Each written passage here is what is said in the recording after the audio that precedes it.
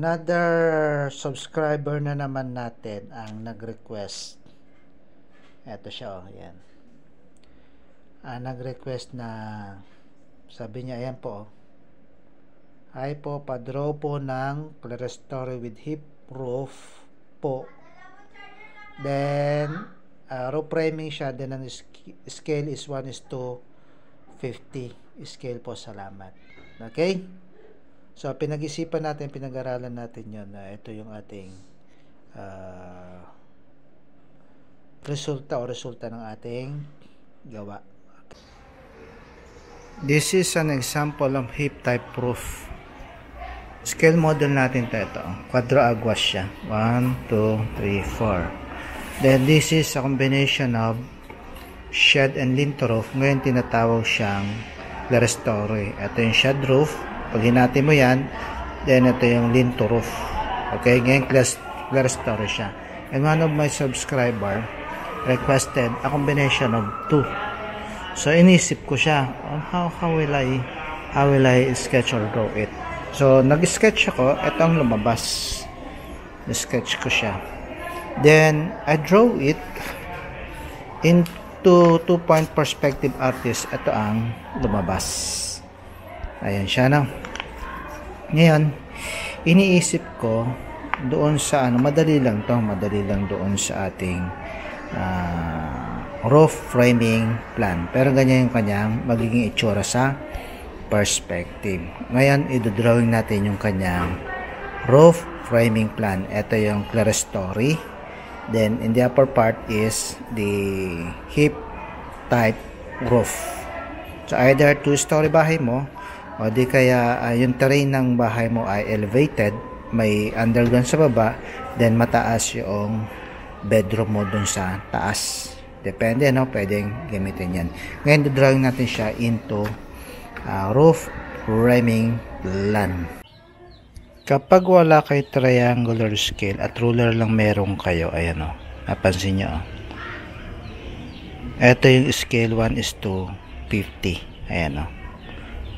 So, 1 meter siya, madodoble siya. Ito yung ruler in centimeter, 1:100. And napansin nyo, oh, twice of the centimeter, 1:50. Kaya 1 meter, dodoble mo. Okay? So, yan ang ginagawa ko ngayon. Be practical lang in case of wala kayong triangular scale available. Ano? Ayan siya. Okay? So, yan ang ginagawa natin ngayon. Discarte lang, discarding Pinoy tayo, 1 meter, dalawa yun. Okay? Okay. Let's start working with, or let us draw first the second floor, yung roof beam na pagpapatungan noong ating hip type. So, since this is hip type, sa ibabaw yung pinakita nating pictorial niya, or 2-point perspective, ayan. Natin yung roof beam niya. So this is in the scale of 1:500 or 50. This is 3 meters. No, 6 meters by 6 meters. So depende sa inyo kung gaano kalaki yung sukat ng inyong second floor o di kayo nasa upper part ng bahay ninyo. Okay, kung nasa elevation man ng let's say bedroom, ginamit nyo sa taas, yan ang ginamit na. Then we have to get the center of it doon sa kanyang ridge line. Okay, yung ridge line nya kukunin natin, then at any angle o angle ang gamitin nyo rito para doon sa kanyang hip valley, hindi ito. So ako, naisip ko ang gamitin ko ay 60 degrees. Okay, kung gagamit ako ng 60 degrees o 30 by 60 degrees na triangle, so dito siya. Depende sa inyo. Kung gusto niyo gumamit ng 45 by 90 degrees din naman, it's up to you. Kaya so kaya magdi-design yan. Kukunin natin yan para gawa na natin siya ng framing. Yun dito. Just to connect it. Gawa muna natin siya. Then, tingnan natin magiging resulta. So, 60 degrees ang gagawin natin. Let us draw.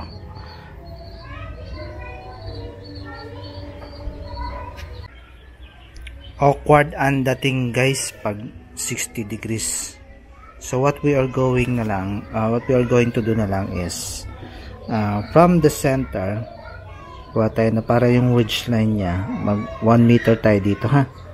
Mag 1 meter na lang tayo. So anyway, itong ginagamit ko ay 1:100. Pag pinagdoble mo naman yan sa 1:500, equal measure siya. But basta this is 1 meter. Then draw ridge line. Ayan siya. Then i-connect na lang natin to doon. Ano? Then magdagdag tayo para sa eaves ng 0.60 or 0.50. Depende sa design nyo. Mostly kasi 0.60 para half or B plywood. Okay, so let us see what would be the result. So this is now the result. Okay, ayan na siya. This is our ridge line. Then this is the hip valley niya, no? Then the edge of the gutter, ito, from here, from the side of the beam, I measured 0.60. 0.60 yan para dun sa kanyang eaves or the overhang. Ayan ang tsura niya. Okay, 0.60 ano. Kaya makikita nyo yung kanto nito, then the point of end point of the from the center of 0.50, then 0.50 is equal to 1 meter. That is the ridge line. So I had connected the corner of the top, the corner of the roof beam, then gumawa tayo ng line para maging hip valley siya. What we are going to do next is from the ridge line lang ha. Anyway, ridge line lang to as our reference. From that line, anyway, pwedeng gagamitan to ng either steel o di kaya ng wood or lumber para i-connect yung dalawang. Actually, dito may truss yan. May truss dito yan. Then the hip valley truss. So from here, we have measured point. That is 2 inches eh. Okay, 0.050. 0.050. Gagawin natin then paikot spacing between si purlins, okay, purlins, either it is in steel or in using what do you call this, lumber, 0.60 standard spacing of the purlins, ano. So let us see what would be now the result as we had did before. So basta yung susundin natin para dun sa spacing ng ating purlins. Okay, let us draw. Okay, ito na siya ngayon. Ayan na ha. Natapos na natin yung hip framing, hip roof framing, ano.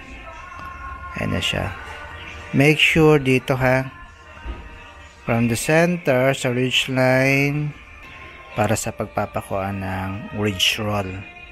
So from, ito naman, from the gutter, o layo ng pinakadulo ng truss, truss 1, truss 2, 0.025 din.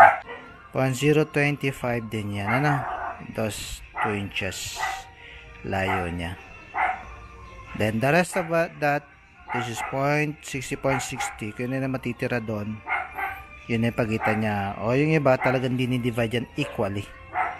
Okay? Pag sinukat yan, kasi iba yung slope. Sukat pag naka-actual na, kaysa dun sa flat, naka-flat. Okay? Tandaan niyo na, pag in actual, iba yung layo niya, o pagitan niya at saka haba niya, doon sa pagkakadrawing.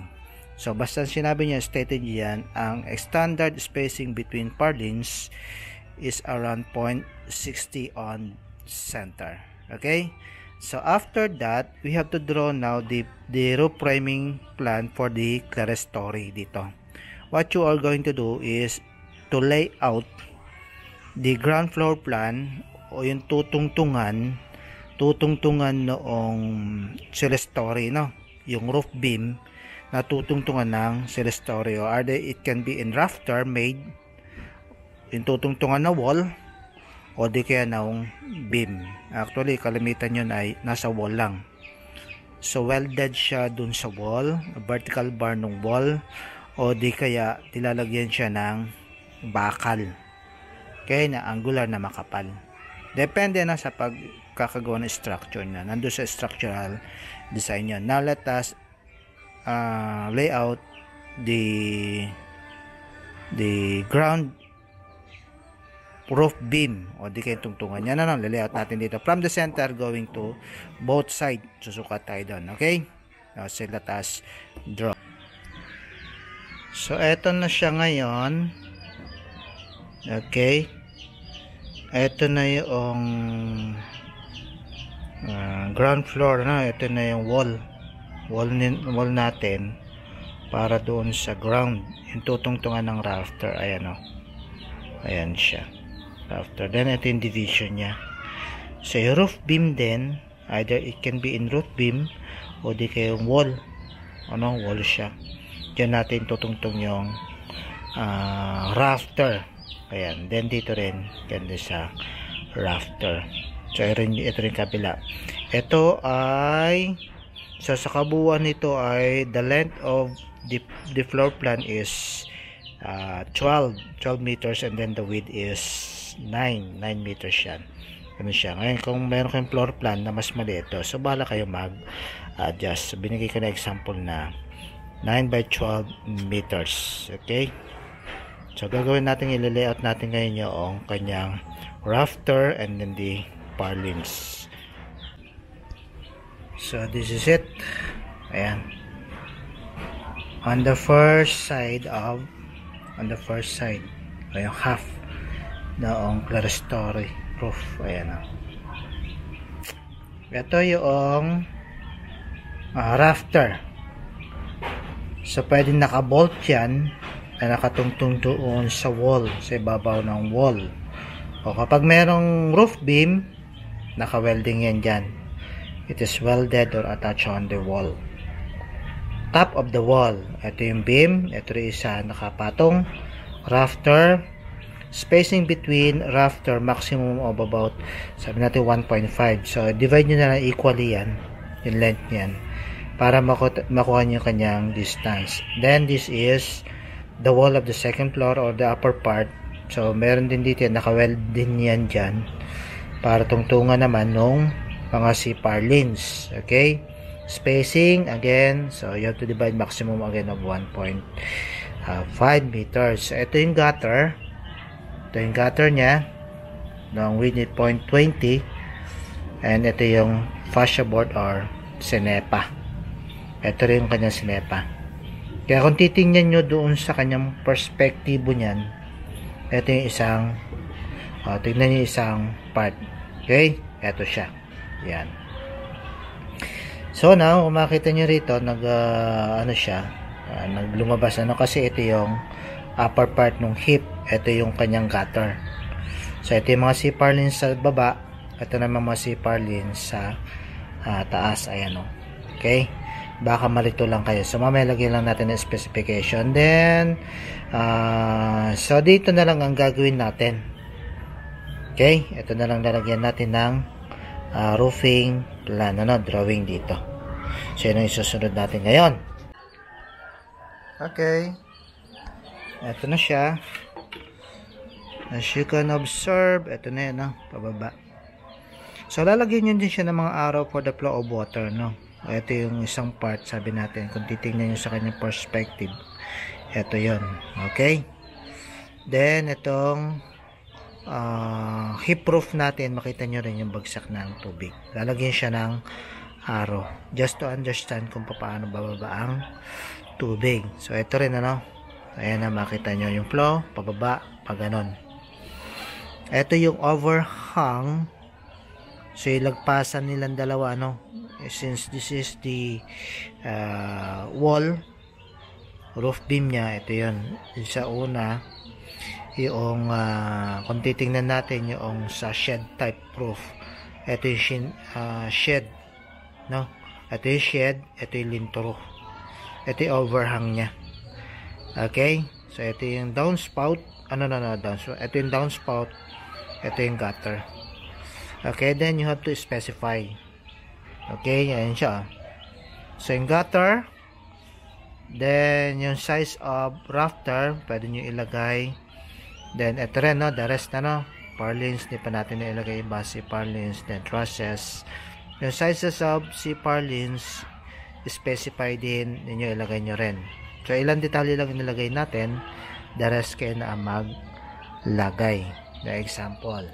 Now, itong hip valley thrust, kaya may nakalagay si diagram dyan, lalagyan nyo pa siya ng detalye para sa diagram, just to indicate the sizes, spacing, or the styles of sukat ng hip valley thrust ninyo.